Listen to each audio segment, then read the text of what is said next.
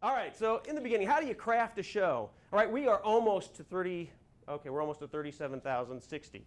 Okay, in the beginning, you got to watch the show. Now, I need to take a step back. If you say, I want to go to Hollywood, I want to be a TV writer, okay, and I want to write scripts for Psych, or I'm trying to think of current shows, Walking Dead, or I want to do a show for Go On, or any of these other shows that are out there, the standard has always been to write a spec script of a show that already exists. Okay? Does anybody know why you would write a spec script for a show that already exists? Great, I've got the answer. You are in luck. You don't write a pilot, your own original idea, because what it doesn't show anybody out there is that you can actually work with other people's characters.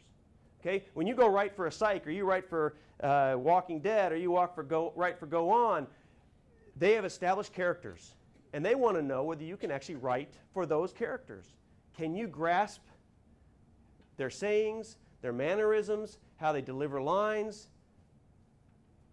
So they want to see that. So you need to watch the show that you want to write for. Now, I don't mean the show that you want to write for when you move out to Hollywood. You need to watch the show that you're going to write for as a spec script. Because if you want to write on, and also if you want to write on Go On, okay, everybody knows what Go On is, right? Matthew Perry. If you want to write for that show, don't write a script for that show. Why would you not write a script for that show? Well, because it might be your first one. Yeah, I wrote Mad About You. Okay, that's a long time ago. Also, because the people that write that show know that show. They know everything about those characters, right? They know them like their kids. They know them like themselves. And if you write a script, they'll find that one thing. The script is brilliant, but that one thing that doesn't really match up with that one character, this guy doesn't know how to write that guy, right? But if you write a show, let's see, a current sitcom is The Neighbors. I think that's still on the air, right? The alien one? Did it get canceled? Oh, okay. It'll be canceled soon. So anyway, if you want to write for Go On, maybe you say, I'm going to write for The Neighbors. And actually, that'd be a bad one, because if it gets canceled, then you don't want to have it out there because it'd be no good anymore. You want to write for a show that's going to be there for a while. Modern Family. Okay, so you write a Modern Family so that you can hopefully get in on Go On. The reason is that guys that write for Go On have seen Modern Family, but they don't watch every episode. They don't have time to watch every episode. So they know the names of the characters. They know some of this kind of setting and the style, but they don't sit there with all those scripts. So anyway, you write for another show so that you can hopefully get on the show that you really want to be on. The goal is to get a job. So we'll move back. But anyway, if you're going to go out to Hollywood and you want to be a writer, you're going to write for a show that is going to be a long-term show, be out there for a while, so that you can get on another show. You're going to watch the show. I always recorded, and this was back when we had VHS tapes. I would record 4 episodes and watch those religiously. I would watch them over and over again. I would see what props they picked up. I would watch for the catchphrase. Every show has somebody that has a catchphrase. So you're going to watch all those pieces. You're going to get all those characters' names down. And the great thing about today is there's resources out there to look at all the episodes that have already been done. So you can find out if that episode's already happened. Have they already done the story about the lucky T-shirt? Or have they already done the show about when he loses his shoes? You know, you can find all that out. And then also, you can get a script from that show usually. Find a script, look at the formatting, very important, right? So that you match the formatting, and you're going to match the styles, and you're going to catch all those little nuances. Get a list of the episodes. So online now with IMDb and TV.com and all these different resources, you can actually find all those episodes. And so I kind of jumped that. Brainstorm. I thought this was a brilliant thing. I was out there, and a writer said, here's how I brainstorm. And I told it to some people, and they go, yeah, we do that. So anyway, but brainstorming for me, I like to go to the library where there's tons of magazines, current culture. I pull off magazines that are not about entertainment, depending on the type of show, maybe a good housekeeping. You know, I try to stay away from magazines where people would walk by me and wonder what I'm doing and look a little strange. So, but open them up, and I look at the ads, and I let those generate ideas, because that's situations. Those are real life things, you know. Somebody's mopping the floor, you know, advertising Mop and Glow, or the kitty litter, you know, or something of that sort. And I try to play around with those ideas. I just make lists of ideas based on what is inspiring from there. And that's how I come up with, you know, basically storylines, plots, and subplots. Okay, so once you have a story in your mind, you might jot down some ideas, kind of the beats, the acts that are going to be in there. and pitch it to your friends, okay, or your writers group.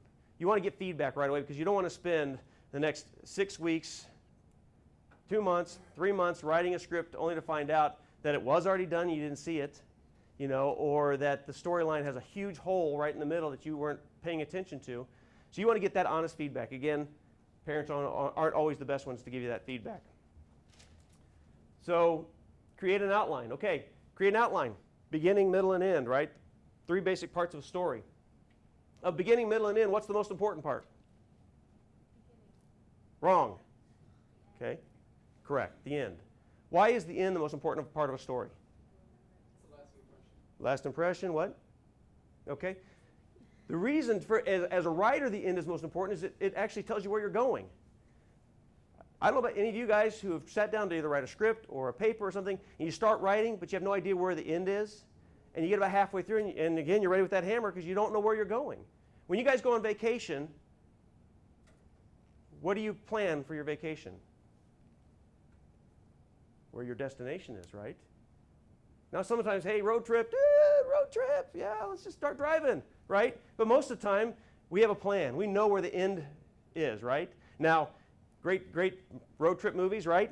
We drive all the way around, car goes off this, you know, we run into a bear, we go through the park, you know, whatever it might be, but we finally make it to our end destination, right? Well, the writer, every time, knows where that end is, okay? You need to know your end, then you can start your beginning, okay? Because that's going to dictate how far into the beginning you start. The rule on writing a scene, writing a story, is always start at the latest point possible, right? Now you have all this backstory that you can fill in the pieces, maybe some flashbacks, maybe the characters just talk about it, but they have a life before the actual beginning, right? I mean, everybody knows the movie Star Wars, right? I'm talking about episode 4, which is the first one. It's always so confusing, right? But George Lucas, when he wrote episode 4, knew that he had 3 bad films to make before that later in his life, right? I watched the 3rd one again and thought, that wasn't so bad. And I watched it again and I was like, oh, that was bad, okay. To me, that's the problem with, you know, they got so focused on technology, which is great, and it's progressing. I mean, you can do amazing things. We get so focused on technology and not on story and on good acting and good directing and all those kind of things. So anyway, that's my opinion. George Lucas is George Lucas, and he has billions of dollars, and I'm here talking to you guys today. So after you've done all this stuff, then you can start writing, okay? Write an outline, write a treatment, put it all down on paper before you start writing the script and wasting your time really fleshing out. Because once you get to this point to write, you'll actually, the characters will be in your head talking to you. They'll have conversations. You'll be walking down the street talking to yourself, you know, and people will look by, well, yeah, let's cross the road. You know, they'll want to get away from you because, and that's what I do. I noticed that. I was like, man, a lot of people are talking to themselves down here, and I thought, like me.